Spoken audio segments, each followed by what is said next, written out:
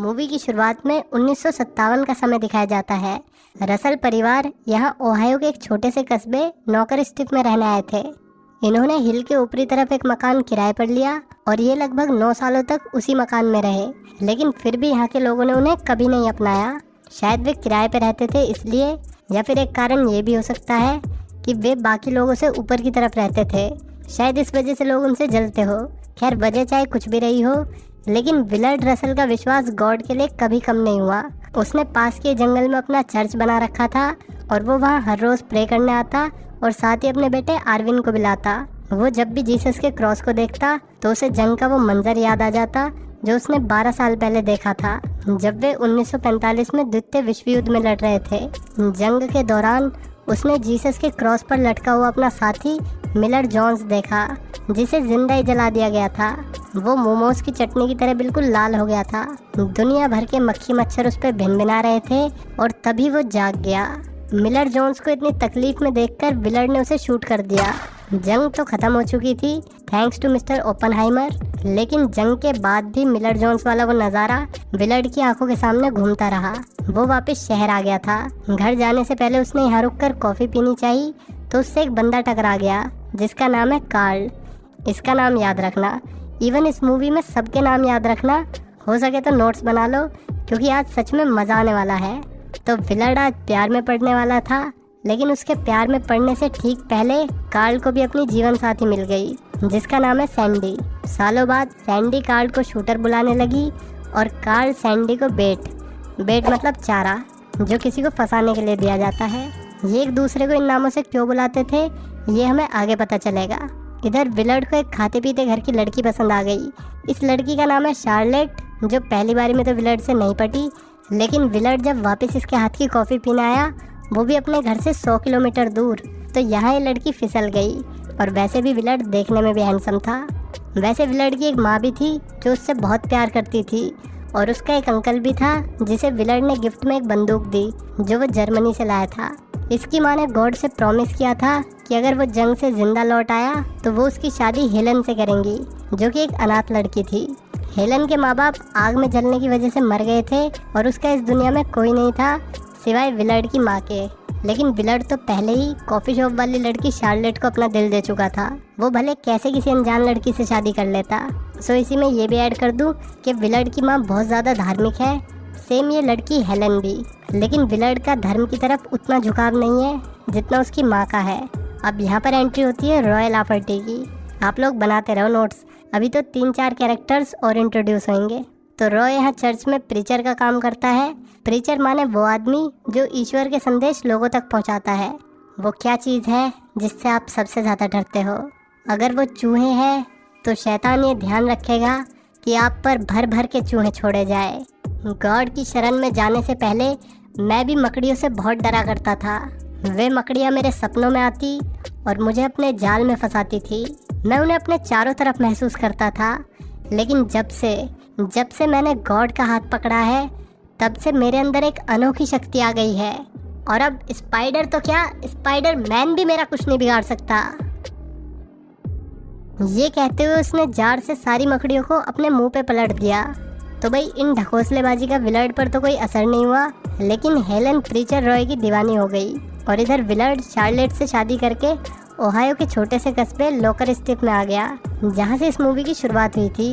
इनके बेटे आर्विन का भी जन्म हो गया था। ये लोग इसी उम्मीद में यहाँ पर आए थे कि एक दिन ये लोग इस घर को खरीद लेंगे, और इसके लिए विलर्ड दिन रात मेहनत करने लगा। और वे दोनों अपने घर खरीदने के सपने को पूरा करने के लिए एक एक पैसा बचाने लगे। अब विलर्ड पति के साथ साथ एक पिता भी बन चुका था, इसलिए उसने फैसला किया कि अब वो दोबारा ईश्वर से प्रे करना शुरू करेगा।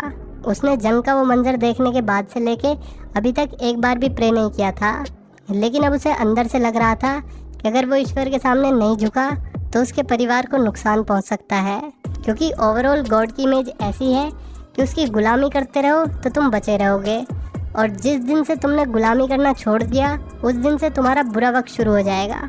यही सोचते हुए विलर्ड ने जंगल में एक क्रॉस लगा दिया जहाँ वो रोज़ प्रेयर करने लगा। उसने अपनी माँ को खत भी लिखा कि उसने दोबारा प्रे करना शुरू कर दिया है। उसकी माँ और हेलन इस बात से बेहद खुश हुई। हेलन अब खुद एक माँ बन चुकी थी। उसने चर्च के प्रीचर रॉय से शादी कर ली थी और वो अपनी बेटी लेनोरा को यहाँ छोड़कर अपने पति रॉय के साथ ट्रिप पर जा रही थी। कोई नहीं जानता था कि ये ट्रिप उसकी आखिरी ट्रिप होगी। उन्हें हेलन की बॉडी 7 सालों बाद जाके मिली, वो भी फॉरेस्ट में दबी हुई। 1957 में आरविन 9 साल का हो चुका था।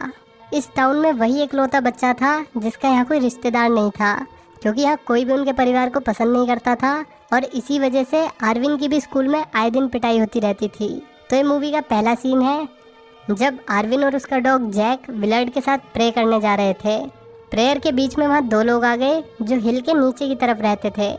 वे यहाँ फॉरेस्ट में शिकार करने आए थे। विलर्ड को देखकर वे उसके बारे में भला बुरा बोलने लगे।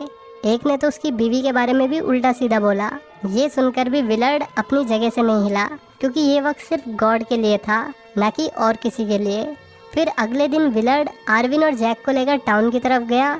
उसने अपने बेटे को बड़े ध्यान से देखने के लिए कहा और फिर वो गाड़ी से निकलकर बड़े गुस्से में उन बंदों की तरफ बढ़ने लगा जो कल फॉरेस्ट में उसकी बीवी को गाली दे रहे थे। उसने बंदे को मार मार कर उसका भूत बना दिया। एक पल को तो लगा कि विलर्ड उसे जान से मार देगा। उसने दूसरे बंदे को भी नहीं छोड़ा और फिर वो सरेआम ये काम करके वापस आरविन के पास आ गया और उससे कहा कि जो मैंने इनके साथ किया है वही तुम्हें उनके साथ करना है जो तुम्हारे ऊपर हाथ उठाने की हिम्मत करते हैं। बस तुम्हें ऐसा करने से पहले एक सही वक्त चुनना होगा। ये बात आरविन के दिमाग में घर कर गई। वो आज भी जब इस दिन के बारे में सोचता है तो उसे लगता है कि ये दिन उसके पापा के साथ बिताया हुआ सबसे खास दिन था। लेकिन जब वे वापस घर लौटे तो सब कुछ बदल गया। शार्लेट को कैंसर था और अब डॉक्टर्स ने भी जवाब दे दिया था। विलर्ड पूरी तरीके से टूट चुका था। उसे लगा कि अब गॉड ही उसकी बीवी को बचा सकते हैं, इसलिए वो अपने बेटे के साथ गॉड से प्रेयर करने लगा कि गॉड उसकी बीवी की जान बख्श दे और उसके अंदर के कैंसर को ख़त्म कर दे। उसे लगा कि गॉड तो सब कुछ कर सकता है तो वो उसकी भी मदद करेगा अगर वो उसके सामने पूरी शिद्दत से प्रेयर करेगा। तो उसने आरविन पे हाथ भी उठाया क्योंकि वो ठीक से प्रेयर नहीं कर रहा था। फिर आरविन ने भी गॉड से भीख मांगी कि उसकी माँ को ठीक कर दो, लेकिन दिन रात की प्रेयर के बाद भी शार्लेट की सेहत में कोई सुधार नहीं आ रहा था। विलर्ड को लगा कि गॉड शायद उससे और भी कुछ चाहते हैं। क्रिश्चियनिटी में ऐसा माना जाता है कि गॉड में अपना विश्वास प्रूव करने के लिए आपको किसी न किसी चीज़ का बलिदान देना पड़ता है। विलर्ड ने भी बिल्कुल ऐसा ही किया। उसने आरविन के कुत्ते जैक को गोली मार दी ताकि उसके बदले गॉड उसकी बीवी को ठीक कर दे। आरविन बहुत रोया, बहुत चिल्लाया, लेकिन उसका पिता अपनी बीवी के लिए एक तरीके से पागल हो चुका था। इतने बड़े बलिदान के बाद गॉड ने उसकी दुआ कबूल कर ली और अगले ही दिन शार्लेट की मौत हो गई। विलर्ड ने अपने बेटे से कहा कि अब वो उसकी दादी और अंकल के पास जाएंगे क्योंकि यहाँ उनके लिए कुछ नहीं बचा। लेकिन आरविन अपने डैड की बातों को अनसुना करके अंदर जाने लगा।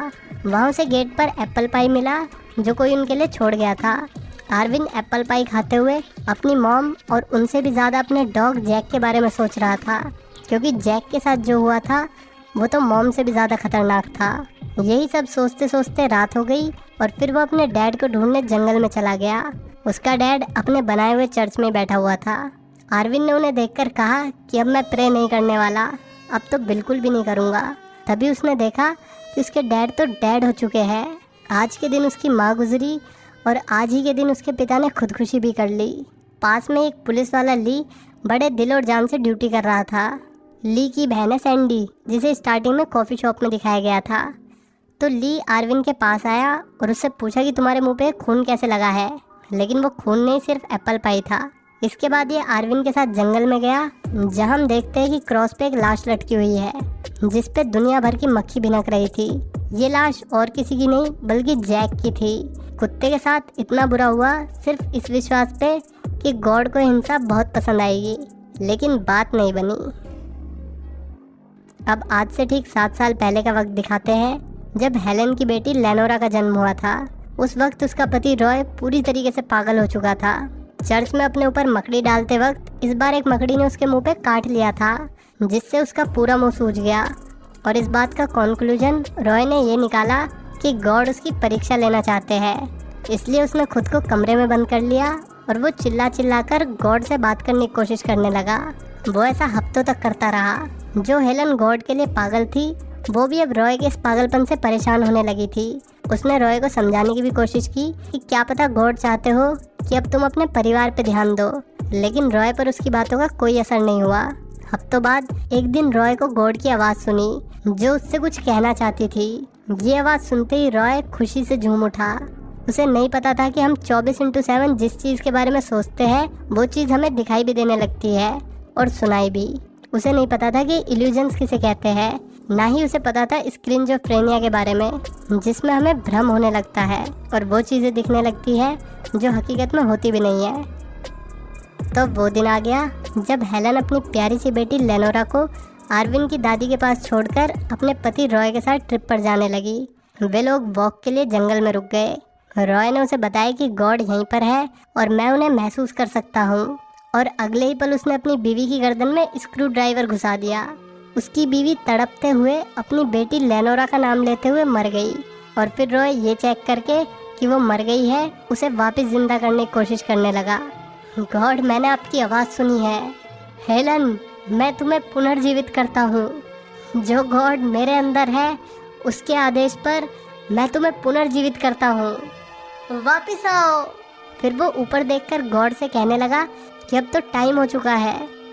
वापिस आओ जल्दी, आत्मा वापिस आओ।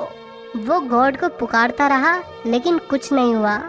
उसने कहा कि वो पुलिस के सामने सब कुछ कबूल कर लेगा, लेकिन उसके भाई ने उससे कहा कि तुमने अपनी बीवी को गॉड के नाम पर एक स्क्रू ड्राइवर से मारकर दफना दिया।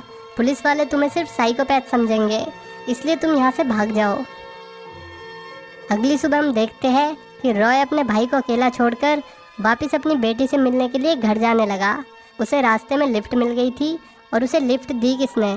वही कार्ल और सैंडी, जिन्हें मूवी की शुरुआत में दिखाया गया था। कार्ल और सैंडी ने शादी कर ली थी और ये दोनों अक्सर अनजान लोगों को लिफ्ट देते रहते थे। कार्ल का कहना था कि उन्हें अजनबियों से दोस्ती करके अच्छा लगता है। इसी दोस्ती के चक्कर में वे रॉय को एक जंगल में ले आए जहाँ सैंडी फुल मॉडल बन के बैठी हुई थी। कार्ल ने रॉय को सैंडी के साथ कुछ पोज देने के लिए कहा ताकि वो उनकी अच्छी सी फोटोज़ क्लिक कर सके, लेकिन रॉय को ये बात ठीक नहीं लगी तो कार्ल ने अपनी बंदूक निकाल ली। रॉय एक धार्मिक इंसान था, वो किसी दूसरी लड़की के साथ बिना कपड़ों के फ़ोटो क्लिक कराना तो दूर, ऐसा करने के बारे में सोच भी नहीं सकता था। उसने कार्ल को साफ मना कर दिया। कार्ल के जोर देने पर भी वो नहीं माना। रॉय ने एक बार आसमान में देखा और इमेजिन किया कि मौत दिखती कैसी होगी, और उसने फिर आखिरी बात कही, उसका नाम लेनोरा है। वापस 1957 का समय दिखाते हैं। अपने डैड की मौत के बाद आर्विन अपनी दादी के पास रहने आ गया। उसे वहाँ दादी और अंकल के साथ एक छोटी बहन लेनोरा भी मिली। इसके बाद 1965 का वक्त दिखाते हैं। आज आर्विन का 18वां जन्मदिन था। जन्मदिन के गिफ्ट के तौर पर उसके अंकल ने उसे वही बंदूक दी जो आर्विन के डैड ने जंग के बाद अंकल को दी थी। आर्विन अपने डैड के बारे में सुन के इतना खुश नहीं हुआ, क्योंकि उसे आज भी याद था कि उन्होंने अपने पागलपन में उसके कुत्ते जैक के साथ क्या किया था। फिर भी उसने वो बंदूक रख ली। स्कूल में कुछ लड़के लेनोरा को बुली करते थे, जिनसे अक्सर आर्विन की लड़ाई होती रहती थी। वो अपनी छोटी बहन लेनोरा को लेकर बहुत प्रोटेक्टिव था। लेनोरा अक्सर अपनी माँ की कब्र पर जाया करती थी और आर्विन भी उसे कंपनी देने के लिए उसी के साथ होता था। आर्विन को लगता था कि लेनोरा का बाप कहीं मजे कर रहा होगा, और उसने लेनोरा से पूछा भी कि अगर उसका बाप किसी दिन वापस आ गया तो वो क्या करेगी। उसने कहा कि मैं उन्हें माफ़ करके एक नई शुरुआत करूँगी। दरअसल लेनोरा अपनी माँ की तरह कुछ ज़्यादा ही धार्मिक थी और वो माफ़ करने में विश्वास रखती थी। हालांकि आर्विन बिल्कुल भी धार्मिक नहीं था। जो उसने बचपन में देखा उसके बाद तो बिल्कुल भी नहीं, लेकिन फिर भी वो अपनी दादी और बहन की खुशी के लिए उनके साथ चर्च आ जाया करता था। चर्च के पुराने प्रीचर बीमार चल रहे थे, इसलिए वहाँ एक नया प्रीचर भेजा गया, जिसका टाउन के लोगों ने बड़े धूमधाम से स्वागत किया। सभी धर्म के ठेकेदारों की तरह वो भी बहुत अच्छी स्पीच देता था, इसलिए सब लोग एक ही दिन में उसके दीवाने हो गए। अगले दिन लेनोरा उन बदमाश लड़कों से बचकर आर्विन के साथ निकल गई। आज आर्विन उसके साथ कब्रिस्तान नहीं गया क्योंकि उसे कुछ काम था। ये चीज़ लेनोरा को काफ़ी बुरी लगी और वो अकेले अपनी माँ की कब्र पर चली गई। अचानक तेज़ बारिश शुरू हो गई और वो पास ही बने प्रीचर के घर आ गई। वो प्रीचर से गॉड के बारे में और जानना चाहती थी। उसने प्रीचर से वही भगवान की बातें करी। दूसरी तरफ आर्विन अपना ज़रूरी काम करने पहुंच गया। सालों पहले उसके पिता ने उसे बताया था कि बदला लेने का एक सही वक्त होता है। आर्विन उनकी ये बात कभी नहीं भूला। उसने एक एक करके तीनों से बदला लिया जो उसकी बहन को परेशान करते थे। उसने उनकी इतनी बुरी गत कर दी कि अब वो लेनोरा को परेशान करना तो क्या, उस बारे में सोचेंगे भी नहीं। आज ये काम करके उसे अपने पिता की याद आ गई। दूसरी तरफ प्रीचर को दिखाते हैं जो लेनोरा के साथ कार में बैठा हुआ था। उसने लेनोरा से पूछा, क्या तुम कभी किसी प्रीचर के साथ खुली हो? जब लेनोरा नहीं समझी तो उसने उसे समझाया कि क्या तुम किसी प्रीचर से ऐसे मिली हो जैसा गॉड ने तुम्हें बनाया है। ऐसे ही बातें घुमा घुमा के उसने लेनोरा को अपने कपड़े उतारने के लिए कन्वेंस कर लिया। कुल मिलाकर उसने गॉड के नाम पर लेनोरा का इस्तेमाल कर लिया, क्योंकि वो लड़की पहले से ही गॉड की भक्ति में अंधी थी। तो ऐसे लोग बाय डिफ़ॉल्ट बहुत ज़्यादा डेंजर में होते हैं। गॉड के नाम पर उनका इस्तेमाल करना बहुत आसान हो जाता है। यही लेनोरा के साथ भी हुआ।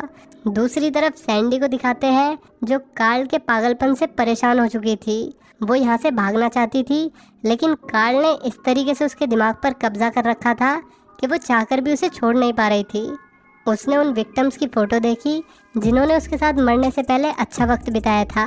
इन दोनों ने अब तक 14 लोगों को मार दिया था, सेम उसी तरीके से जिस तरीके से इन्होंने रॉय को मारा था। एक रोज़ सैंडी का भाई ली घर पर आ गया। ये वही पुलिस वाला है जो विलर्ड के मरने के बाद आर्विन से मिला था। ली सैंडी की हरकतों से परेशान था।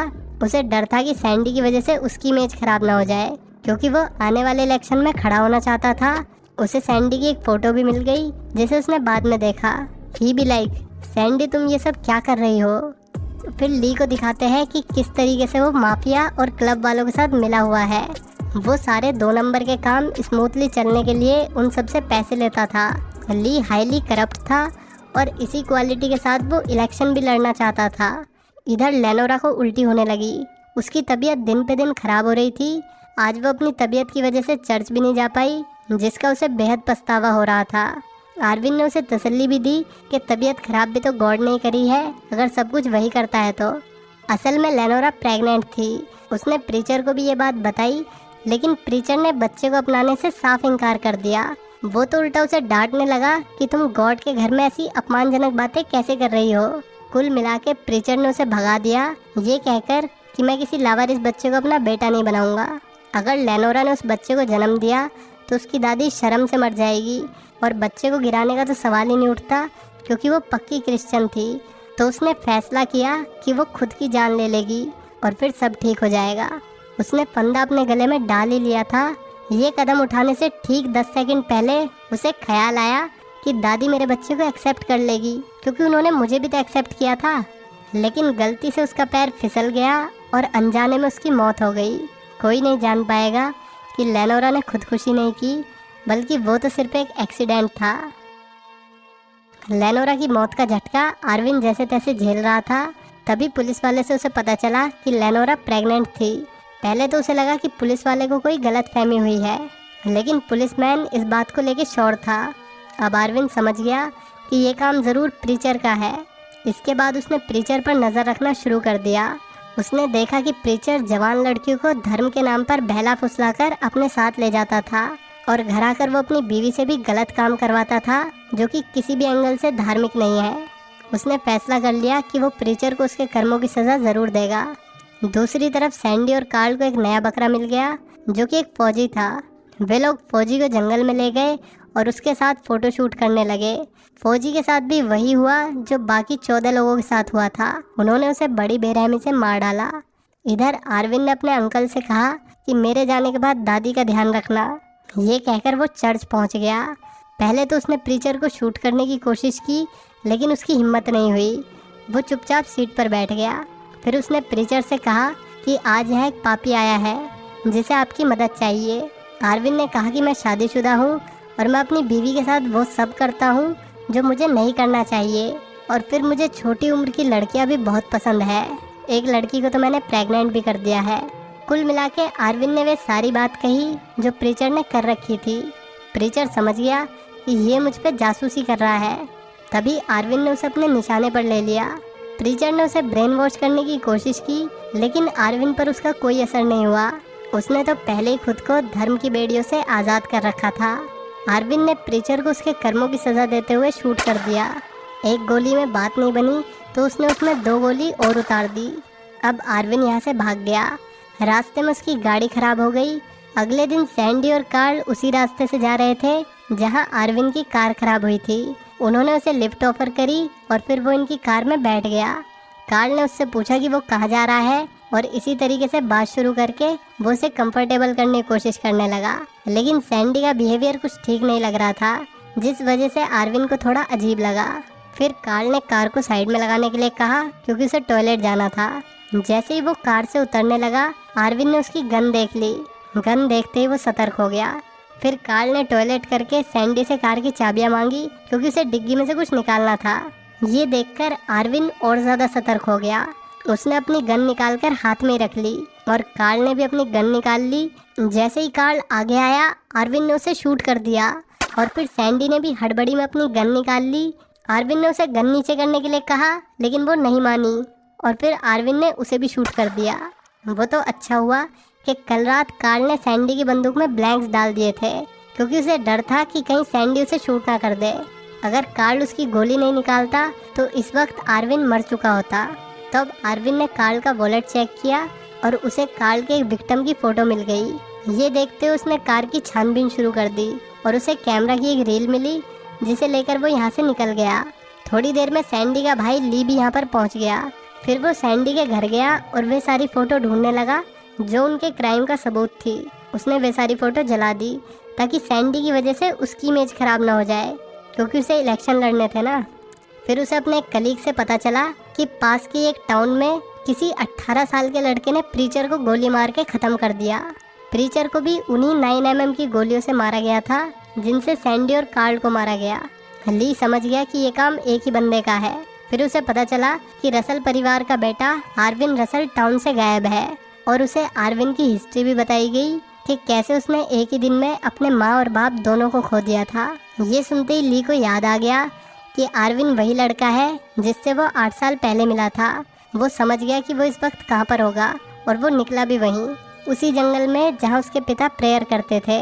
आर्विन यहाँ पर इसलिए आया था क्योंकि वो समझ गया कि उसके पिता ने जो किया वो उन्हें करना पड़ा, क्योंकि वो किसी भी कीमत पर उसकी माँ को बचाना चाहते थे और उन्हें उस वक्त जो सही लगा वही उन्होंने किया। जैसे कि आज आर्विन को जो सही लगा वही उसने किया। पुलिस वाला उसके पास पहुंच गया और उसे बाहर निकलने के लिए कहने लगा। आर्विन ने बताया भी कि वो प्रीचर एक बुरा इंसान था और उसकी वजह से उसकी बहन ने खुदकुशी भी कर ली। उसने सैंडी के बारे में भी बताया कि उसे मजबूरी में गोली चलानी पड़ी, लेकिन पुलिस वाला उसे इसलिए मारना चाहता था ताकि उसके थ्रू सैंडी की हकीकत बाहर ना आ जाए, क्योंकि उसे इलेक्शन भी तो लड़ना था। तो आर्विन ने अगेन अपने सेल्फ डिफेंस में गोली चलाई और वो गोली ठीक वहीं लगी जहां वो लगनी चाहिए थी। तो अब आर्विन अपनी गन को दफनाकर यहाँ से दूर निकल गया, इस उम्मीद में कि एक दिन उसे भी कोई मिलेगी और वो भी अपनी ज़िंदगी की एक नई शुरुआत कर पाएगा।